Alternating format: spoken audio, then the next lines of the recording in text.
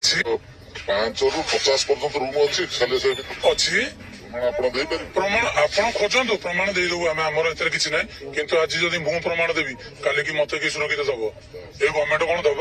ଆମେ ଦେଖିଛୁ BJD government ଏବେ ପାୱାରରେ କିଏ ଅଛି ବିଜେପି ମୁଁ ଭୁଲ କଥା ଆପଣ ଭାବିଛନ୍ତି ବିଜେପି କେମିତି ପାୱାରରେ ଅଛି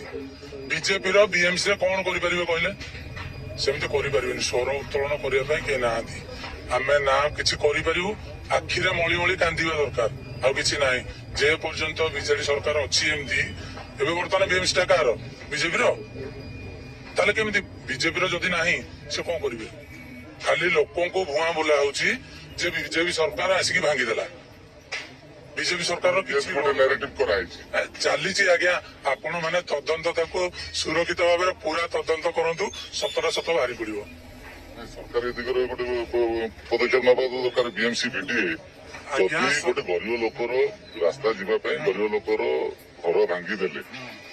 ଘର ଦଉଛନ୍ତି ବୋଲି କହୁଛନ୍ତି କିନ୍ତୁ ଏଇଠି ଆପଣ ମାନେ ଅଭିଯୋଗ ଆଣୁଛନ୍ତି ଆପଣ ଏଇଟା ନୁହନ୍ତି ବହୁତ ଲୋକ ଏଇ ଅଭିଯୋଗ ଆଣୁଛନ୍ତି ଜଣକା 5 ରୁ 25 50 ପର୍ଯ୍ୟନ୍ତ ଆପଣ ତ 50ଟା କହୁଛନ୍ତି ଜଣେ କହୁଛନ୍ତି 5 ରୁ 25ଟା ଘର ଅଛନ୍ତି